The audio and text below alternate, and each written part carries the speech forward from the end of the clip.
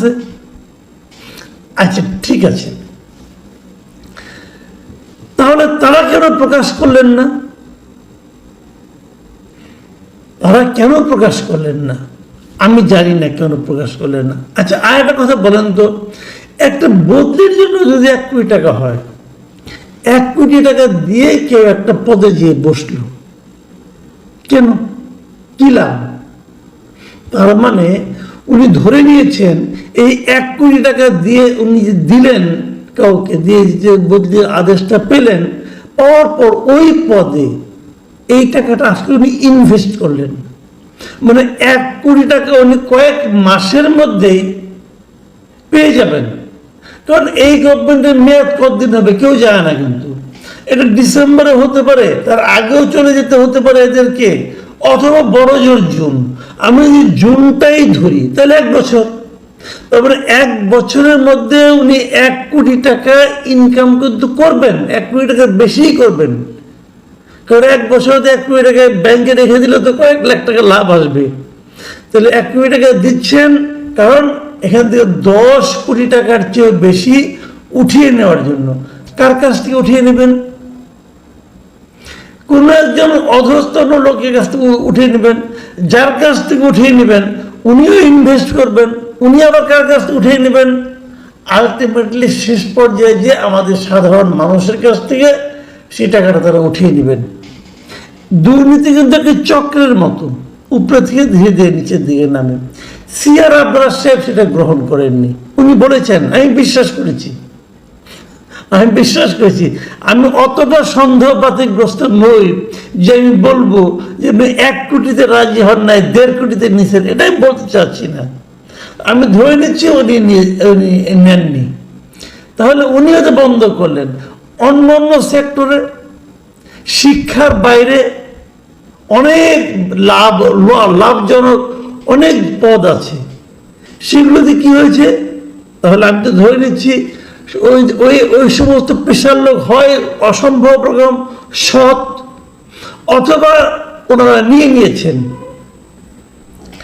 আচ্ছা এখন আমার প্রশ্ন হলো কি, এই যে কথাটা উনি বললেন, এতে কি এ ধরনের প্রবণতা থামবে? থামবে না, এ ধরনের প্রবণতা চলতে থাকবে। থামতো কিসে বলেন তো? থামতে হলো ও কারণে, দেখেন উনি কিন্তু ওনার বন্ধুর নামও বলেননি, ওই ইন্টেলেকচুয়ালের নামও বলেননি। কেন বললেন না? কেন? ওনাদেরকে ফেভার করলেন? ওনাকে তো ফেভার করতে বলা হয় নাই। ফেভার করাটা তো ওনার দায়িত্বের মধ্যে পড়ে না। পড়ে কি? পড়ে না তো। আপনাদের মনে আছে একবার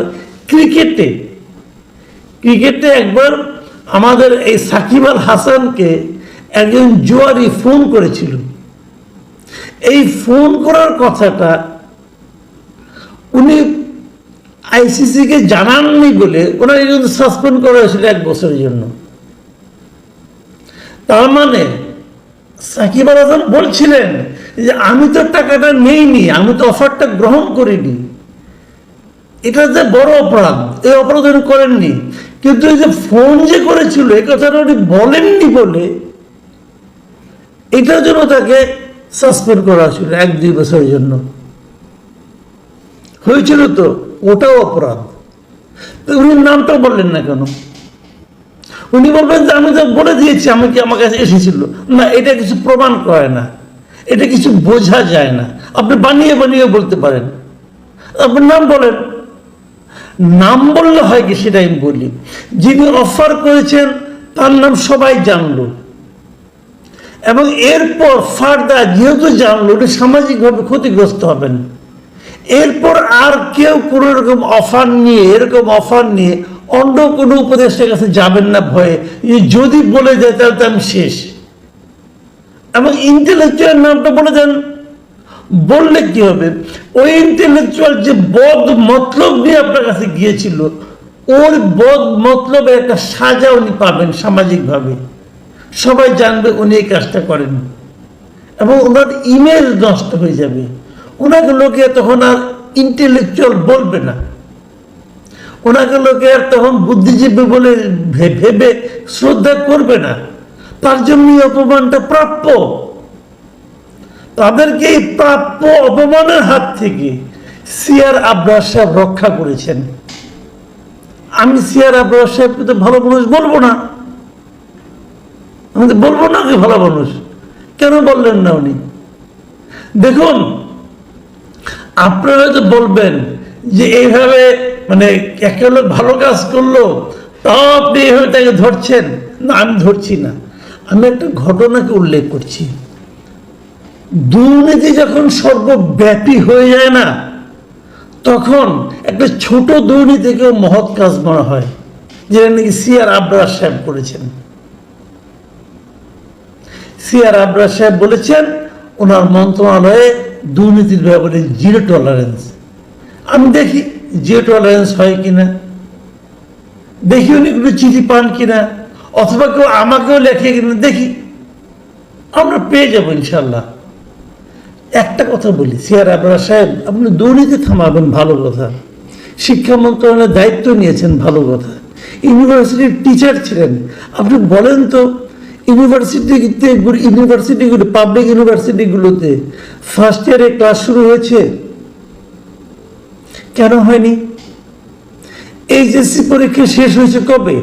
গত বছরের সেপ্টেম্বরের রেজাল্ট হয়ে গেছে, তারপরে প্রায় 1 বছর হয়ে গেল, আপনি ফার্স্ট ইয়ারে ক্লাসই শুরু করতে পারেন নাই। কেন পারেন নাই? আপনার কাজ ওইটা, ওই কাজটাও করতে পারেন না, এই কাজটাও করতে পারেন না। মিষ্টি মিষ্টি কথা বললে ভাই চিরা ভিজবে না। কেন এখন পর্যন্ত পাবলিক ইউনিভার্সিটিগুলোতে ক্লাস শুরু হয় নাই? কেন? 1 বছর লাগে ক্লাস শুরু হতে, নাকি সবাই সমন্বয় হবেন?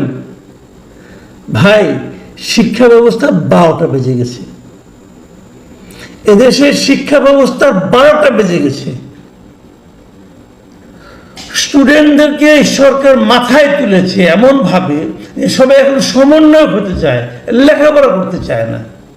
সমন্বয় হয়ে নানা তদবির বাণিজ্যে লিপ্ত হতে চায়, আর কারো টাকা সাদার ব্যবস্থা করে দেওয়া হয়েছে, নানাভাবে টাকা উপার্জন করে প্লট আর ফ্ল্যাট কিনতে চায়। দেশের অবস্থা ভালো না। সিআর আবরার সাহেবকে আহ্বান জানাবো, নাম দুটো প্রকাশ করে দেন, দেখি আপনার কতটুকু বুকের পাটা আছে আর কতটুকু মেরুদণ্ড সোজা আছে, তাহলেই বুঝবো আপনি দেশপ্রেমিক। নয়তো এগুলি বাগাড়ম্বর, এগুলি জাস্ট মানুষের মধ্যে চমক সৃষ্টি করে একটা প্রয়াস ছাড়া আর কিছু নয়। প্রিয় দর্শক, এখানে পর্যন্তই।